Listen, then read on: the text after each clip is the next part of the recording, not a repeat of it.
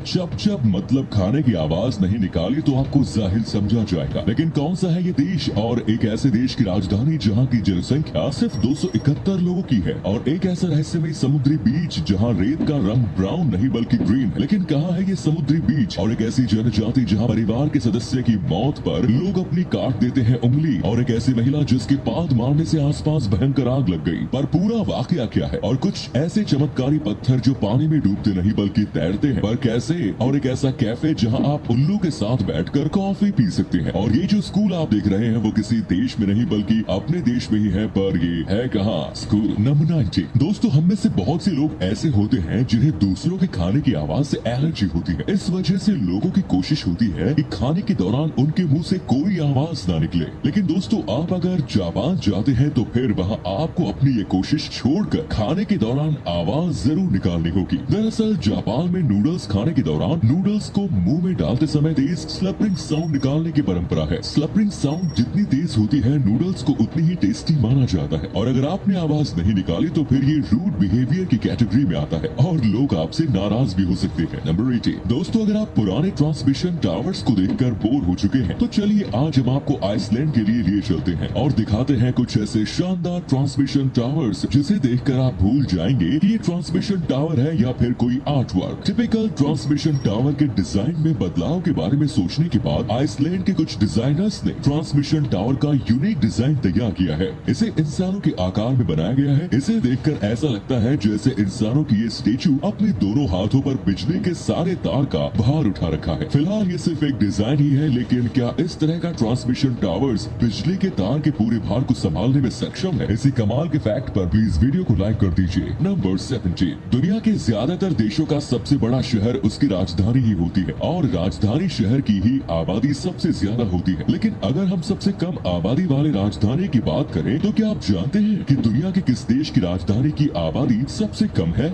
सबसे कम आबादी वाला राजधानी शहर नेरुलमुड है, जो कि पैसिफिक आइलैंड कंट्री पालाऊ की राजधानी है। 340 आइलैंड से मिलकर बने इस देश की आबादी सिर्फ 18,000 के आसपास ही है। वही इस देश की राजधानी नेरुलमुड की आबादी तो महज 271 है। यार, इससे ज्यादा तो दूसरे देशों के राष्ट्रपति भवन में नौकरों की संख्या होगी। नंबर 16। सामान्य तौर पर किसी भी बीच पर मौजूद रेत का कलर ब्राउन ही होता है, लेकिन अमेरिका के आइलैंड ऑफ हवाई में एक ऐसा बीच है जहाँ के रेत का रंग ब्राउन नहीं बल्कि ग्रीन है। हरे रंग के रेत वाले इस बीच का नाम पाका कोयला बीच है। वैज्ञानिकों के अनुसार रेत के हरे रंग के पीछे की वजह ये है कि काफी पहले यहाँ पर एक ज्वालामुखी था। ज्वालामुखी विस्फोट से निकलने वाले पत्थरों में ग्रीन क्रिस्टल्स पाया जाता था। ये ग्रीन क्रिस्टल्स धीरे धीरे रेत में मिक्स हो गया और इस तरह से हरे रेत वाले बीच का जन्म हुआ। ये ग्रीन सैंड बीच अपने अनोखे रेत की वजह से पूरी दुनिया में काफी मशहूर है। नंबर 15। अगर परिवार का कोई इंसान दुनिया को अलविदा कह जाए तो उसका गम हर किसी को होता है, लेकिन पापुआ न्यू गिनिया में रहने वाले डायनी ट्राइब के लोग अपनों को खोने का गम इस तरह से मनाते हैं जिसे सुनकर आपके होश उड़ जाएंगे। इस ट्राइब में जब भी किसी इंसान की मौत होती है तब उसके परिवार वाले अपने परिवार के सदस्य की मौत का मातम मनाने के लिए अपनी एक उंगली काट देते हैं। जैसे जैसे परिवार के लोगों की मृत्यु होती है ये लोग अपनी उंगली काटते रहते हैं। डायनी ट्राइब के लोग उंगली को यूनिटी एंड स्ट्रेंथ का सिंबल मानते हैं और उनका मानना है कि अपने करीबी की मृत्यु के बाद उंगली काटने से मौत के बाद भी वो लोग एक दूसरे के करीब बने रहते हैं। वैसे आपको बता दें, अब ये कुप्रथा लगभग खत्म हो चुकी है। अब दोस्तों, आपके लिए एक पहेली है। इस तस्वीर को ध्यान से देखिए और पहचानिए कि ये तस्वीर किस हीरोइन की है। नंबर 14। दोस्तों, आपने महल तो एक से बढ़कर एक देखे होंगे, लेकिन क्या आपने पूरी दुनिया में सबसे ज्यादा ऊंचाई पर स्थित महल देखा है? पूरी दुनिया में सबसे ज्यादा ऊंचाई पर स्थित ये महल तिब्बत के लहासा में मौजूद है। महल का नाम पोटाला पैलेस है और समुद्र तल से इसकी ऊंचाई 12,010 फीट है। 1,000 कमरों वाला ये शानदार महल 1649 से 1959 तक दलाई लामा का विंटर पैलेस हुआ करता था। 1959 के बाद इसे म्यूजियम में बदल दिया गया और 1994 में इसे वर्ल्ड हेरिटेज साइट का भी दर्जा मिल गया। तिब्बत घूमने आने वाले लोग पोटाला पैलेस का दीदार जरूर करते हैं। नंबर 30। दोस्तों, अगर आप स्पाइडरमैन के फैन हैं तो आप स्पाइडरमैन यानी पीटर पार्कर के बचपन का एड्रेस भी जरूर जानते होंगे। स्पाइडरमैन का address 20 Ingram Street, Forest Hills, Queens है, जो कि न्यूयॉर्क में स्थित है। आपको जानकर हैरानी होगी कि ये एड्रेस रियल लाइफ में भी मौजूद है और सबसे हैरानी की बात यह है कि इस एड्रेस पर सच में एक पार्कर फैमिली रहती है। इस रियल पार्कर फैमिली का नाम एंड्रू एंड सुजानी पार्कर है, जो कि 1974 से यहाँ पर रहते आए हैं। नंबर 12। जापान और इंडिया के नक्शे कदम पर चलते हुए अब अमेरिका भी पानी के ऊपर सोलर पैनल इंस्टॉल करने जा रहा है। पानी के ऊपर इंस्टॉल किए जाने वाले इस सोलर पैनल को फ्लोटोवोल्टाइक्स नाम दिया गया है। एक्सपर्ट्स के मुताबिक फ्लोटोवोल्टाइक्स लैंड बेस्ड सोलर पैनल्स के मुकाबले ज्यादा फायदेमंद होता है। फ्लोटोवोल्टाइक्स को पानी के ऊपर इंस्टॉल करने में मेहनत और खर्च दोनों कम लगता है। साथ ही इससे जमीन की भी बचत होती है, जिसका उपयोग दूसरे कामों में किया जा सकता है। नंबर 11, वर्ष 2016 में जापान की एक महिला अपने ही फाट की वजह से आग की चपेट में आकर बुरी तरह जल गई। ये अविश्वसनीय घटना जापान की टोक्यो मेडिकल यूनिवर्सिटी हॉस्पिटल में हुई, जहां एक महिला ने कार्विक्स का लेजर सर्जरी किया जा रहा था। सर्जरी के दौरान ही महिला ने फाट मार दिया और फिर फाट में मौजूद गैस के लेजर की चपेट में आते ही वहां आग लग गई। ये पूरी घटना इतनी तेजी से हुई कि जब तक डॉक्टर कुछ समझ पाते तब तक महिला के शरीर का आधा हिस्सा बुरी तरह जल गया था। अच्छी बात ये रही कि बुरी तरह जलने के बावजूद महिला की जान बच गई। नंबर 10, दोस्तों अब तक तो हम यही जानते आए हैं कि दुनिया में जितने भी पत्थर होते हैं वो सभी पानी में डूब जाते हैं, लेकिन आपको जानकर हैरानी होगी कि प्यूमाइस एक ऐसा पत्थर है जो कभी भी पानी में डूबता नहीं। पानी में डालने के बाद भी ये पत्थर हमेशा पानी के ऊपर ही तैरता रहता है। पानी के ऊपर तैरते रहने की वजह ये है कि प्यूमाइस का निर्माण लिक्विड फॉर्म से सॉलिड फॉर्म में काफी तेजी से हो गया था। ये प्रोसेस इतनी तेजी से हुआ कि इसे क्रिस्टलाइज होने का मौका ही नहीं मिला। सॉलिडिफाई होने के बाद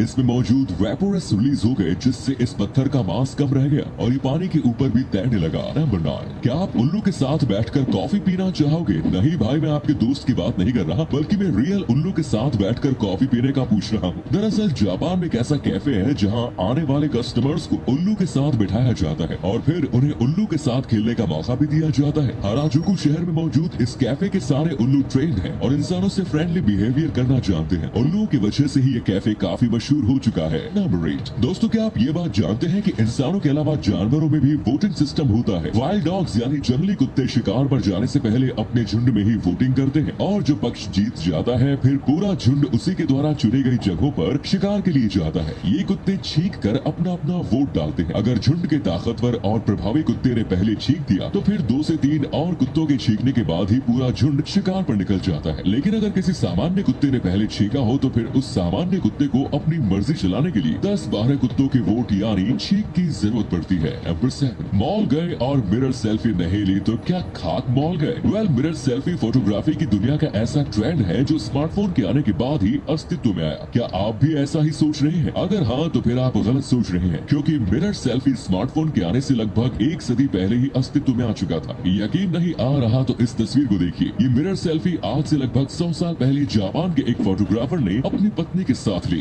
नंबर 6, मैक्सिको और उसके आसपास के इलाकों में अपना शासन चलाने वाले एस्टेक एम्पायर के दौरान में वैसी महिलाओं को योद्धा के बराबर सम्मान नहीं दिया जाता था जिनकी मौत बच्चे के जन्म देते समय हो जाती थी। इन महिलाओं का अंतिम संस्कार वैसे ही किया जाता था जैसे युद्ध में मारे गए सैनिकों का अंतिम संस्कार होता था और इन्हें वो सारे सम्मान दिए जाते थे जो सैनिकों को मिलते थे। नंबर 5, दुनिया की मोस्ट प्रेस्टिजियस यूनिवर्सिटी माने जाने वाली ऑक्सफोर्ड यूनिवर्सिटी के 2 छात्रों की वजह से साल 1355 में पूरे ऑक्सफोर्ड शहर में दंगे फैल गए थे। दंगे की शुरुआत तब हुई जब ऑक्सफोर्ड यूनिवर्सिटी के 2 स्टूडेंट्स एक शराब खाने में शराब पीने गए। वहाँ उन्हें वाइन का टेस्ट पसंद नहीं आया, जिसके बाद इन दोनों ने शराब खाने के मालिक से बहस शुरू कर दी। देखते ही देखते ये बहस हाथापाई और फिर हाथापाई लड़ाई में और आपस की ये लड़ाई दंगे में बदल गई। एक और ऑक्सफोर्ड शहर के सारे लोग, वहीं दूसरी ओर ऑक्सफोर्ड यूनिवर्सिटी के लोग, दोनों ओर से लोगों ने एक दूसरे पर हमला करना शुरू किया। ये भयंकर दंगा 3 दिनों तक चला। इस दंगे में शहर के 30 लोग, वहीं ऑक्सफोर्ड यूनिवर्सिटी के 63 लोग मारे गए। नंबर 4, यूनिवर्सिटी ऑफ कैम्ब्रिज के रिसर्चर्स ने अलगाई की मदद से एनर्जी जनरेट करने में कामयाबी हासिल कर ली है। अलगाई से पैदा हुई एनर्जी की मदद से रिसर्चर्स एक माइक्रो प्रोसेसर को लगातार 1 साल तक चलाने में कामयाब भी रहे। इस पूरी प्रक्रिया में सिर्फ पानी और धूप की जरूरत पड़ी। इन दोनों की मदद से ही अलगाई फोटोसिंथेसिस के जरिए धूप से एनर्जी पैदा करता है।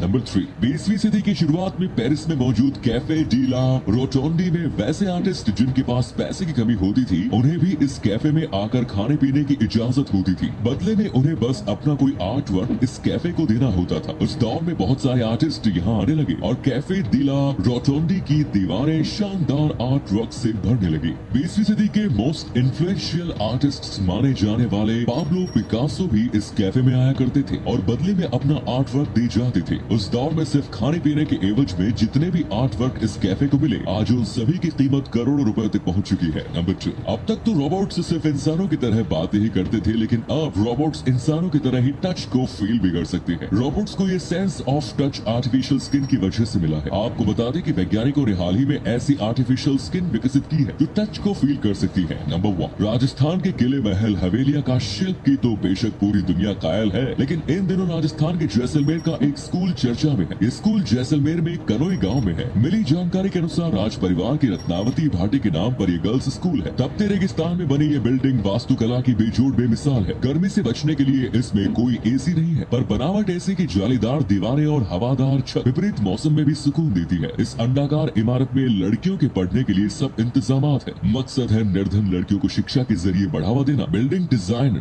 डायना के लॉग आर्किटेक्ट्स फर्म ने किया है। एक एनजीओ की वजह से ये संभव हो पाया है। तो ये थे कुछ अमेजिंग फैक्ट्स। वीडियो को शेयर जरूर करें दोस्तों, ताकि आपके दोस्त और जानने वाले भी जान सके कि आप कितने नॉलेजेबल वीडियोस देखते हैं। धन्यवाद।